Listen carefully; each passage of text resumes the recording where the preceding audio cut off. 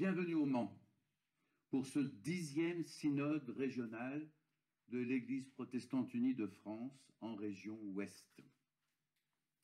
Merci à chacune et chacun d'entre vous pour votre présence.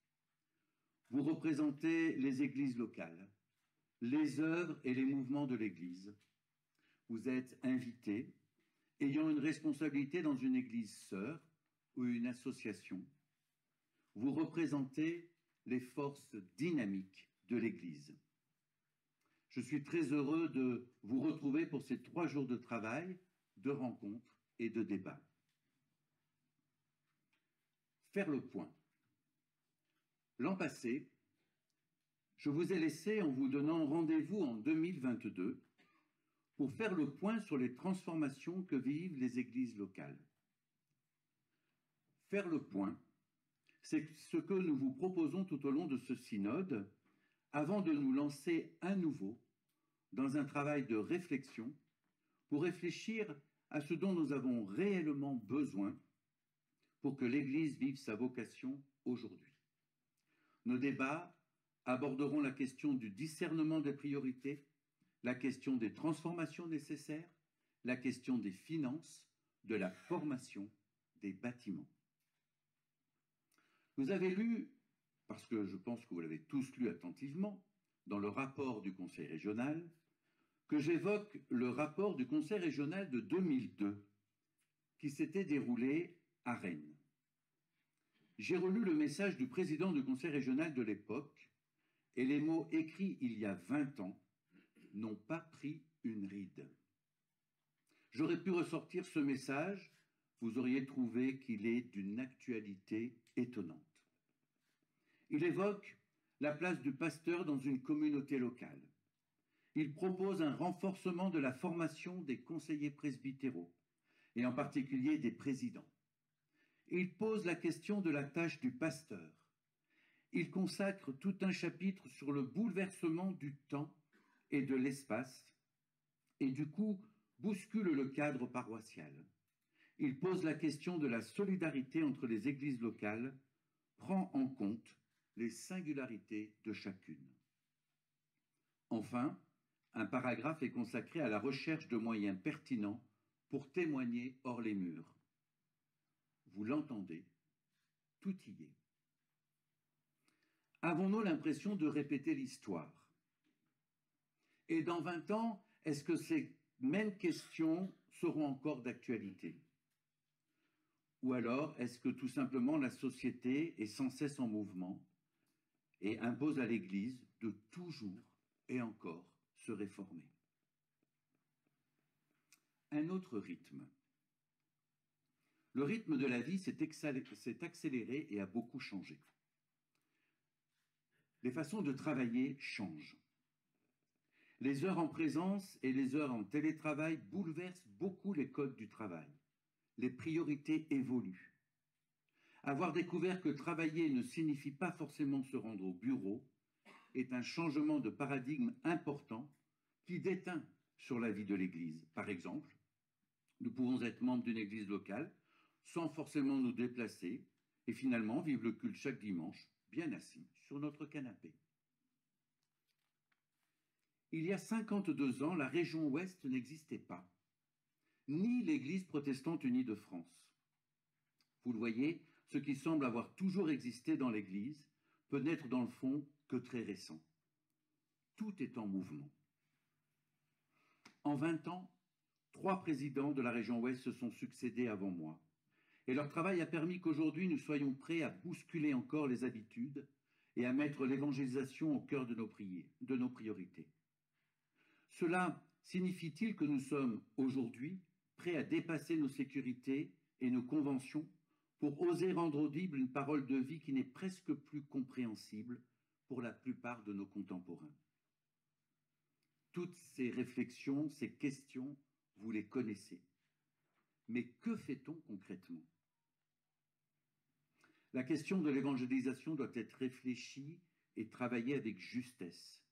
Je ne parle pas ici d'aller très loin de nos villes et de nos campagnes, mais plutôt de nous questionner sur comment vivre avec les personnes que nous croisons tous les jours, notre famille, nos collègues de bureau, nos voisins, nos potes de sport, nos potes de la chorale. Saisissons-nous les occasions données pour parler de notre foi. Comment trouver les mots simples et justes? Nous devons pleinement habiter le monde qui nous entoure. L'évangélisation, c'est aussi vivre en fraternité avec les membres de l'Église, car c'est à l'amour que vous aurez les uns pour les autres qu'ils reconnaîtront que vous êtes mes disciples.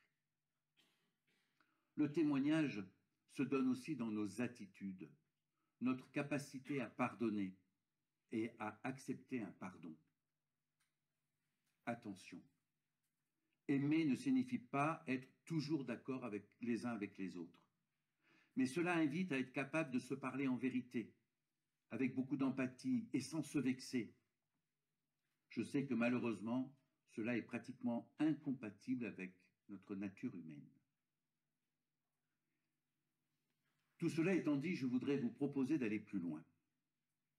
Mon travail en tant que président du conseil régional est passionnant. La joie de ce ministère se trouve dans les projets qui unissent les communautés dans une dynamique d'ouverture qui met au second plan les besoins personnels pour s'ouvrir pleinement aux autres. Il y a 20 ans, le président du conseil régional écrivait « Elle, l'Église, cherche les voies d'un mode de témoignage qui corresponde à ses convictions et à son style, qui soit pertinent pour l'extérieur comme en son sein, qui privilégie sans doute la rencontre, qui expose des convictions et qui s'expose en se rendant vulnérable. » Nos communautés ne devraient être que des portes ouvertes, proposant une écoute et une parole qui consolent, redonnent de l'espoir, pardonnent, aiment et se confrontent à la vie. Lorsque nous évoquons l'évangélisation, c'est d'abord de cela que nous parlons, parce que l'Église, c'est avant tout les personnes et non pas les bâtiments.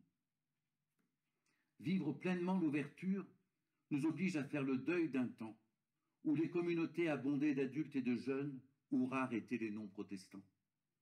Deuil d'une suprématie de la chrétienté, deuil d'une Église qui se perpétue de parents en enfants, deuil aussi d'une civilisation où il fallait du temps pour agir, où l'Église était un pilier de la société connu de tous.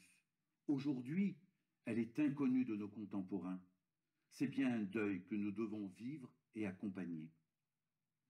Il y a donc la fin d'une époque et en même temps un climat qui évolue. Rappelons-nous le discours prononcé par Jacques Chirac le 2 septembre 2002, il y a un peu plus de 20 ans, au sommet de Johannesburg, qui est resté dans les mémoires comme un discours historique avertissant de l'urgence de la lutte contre le dérèglement climatique. Notre maison brûle et nous regardons ailleurs. Nous ne pourrions pas dire que nous ne savions pas.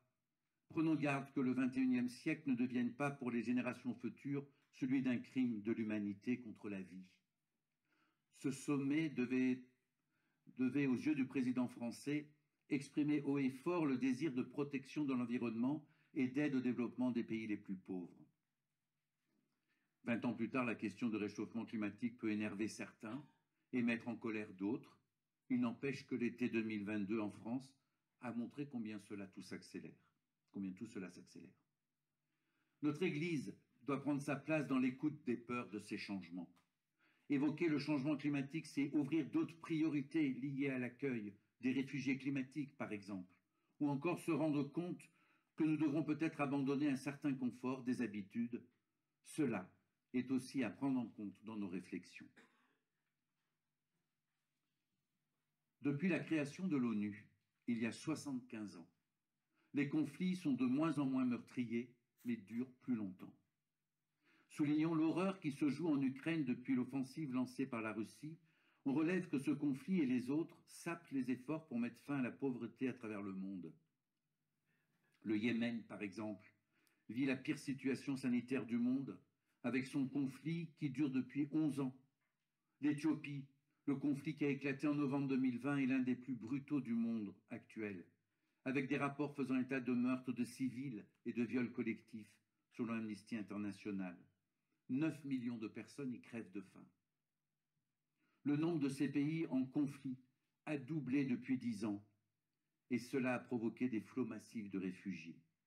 Je ne vais pas m'étaler sur ces sujets, mais la question que je me pose est liée à l'Église. Que faisons-nous?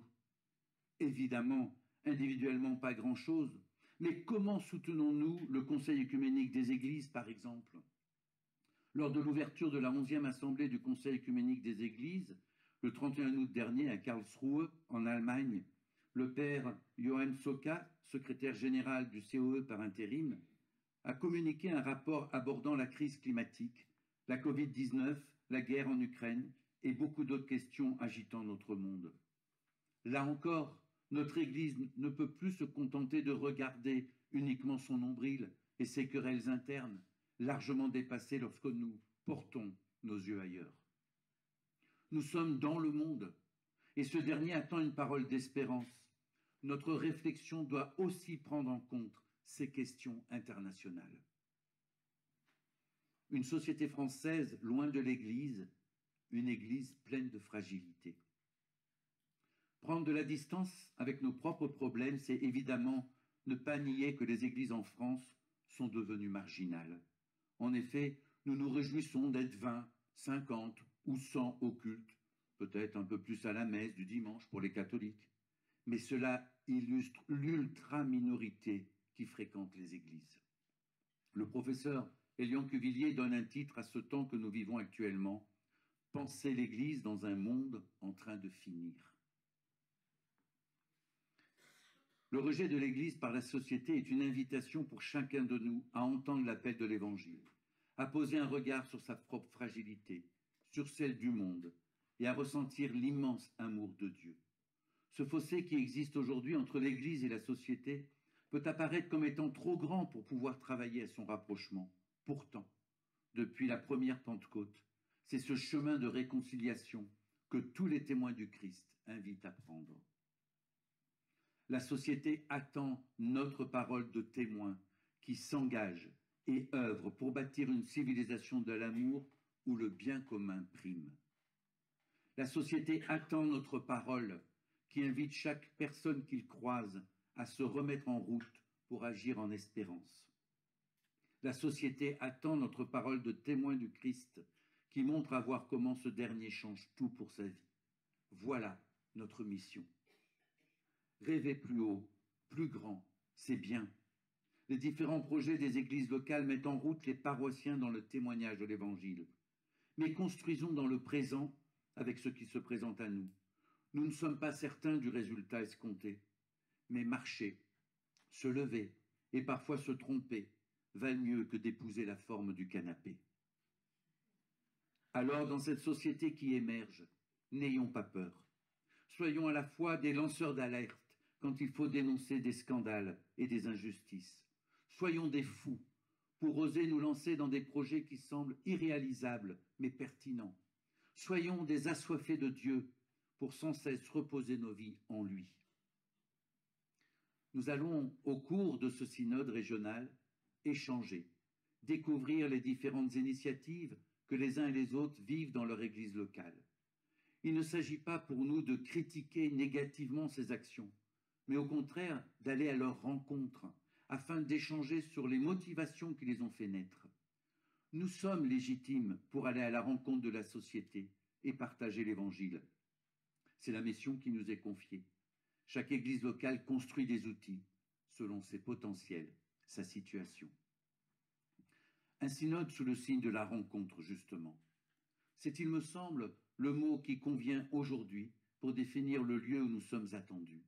Car c'est bien là que nous sommes invités à exposer notre foi, au sens de présenter des convictions claires et vécues, mais plus encore à exposer notre foi au sens de la rendre vulnérable à Dieu, aux uns et aux autres et au monde. Tous nos engagements, tout notre travail dans l'Église, c'est d'aller à la rencontre de la fragilité, la nôtre et celle des autres. Certains sont peut-être découragés. Ne baissez pas les bras.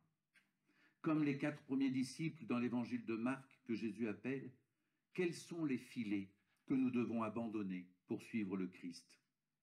Qu'est-ce qui entrave nos pas et nous empêche de nous lever? L'Église, ce n'est pas une foule assise sur des bancs ou des chaises. Ce sont des hommes et des femmes qui se mettent en route pour devenir des disciples. Nous allons au cours de ces 3 jours échanger sur des initiatives ici et là. Nous allons partager nos expériences. L'important n'est pas de devenir une super région de l'EPUDF. L'important est de se mettre à l'écoute de Dieu et de ceux qui nous entourent pour les inviter à entrer dans les pas de Dieu. Je vous souhaite un bon synode. Merci.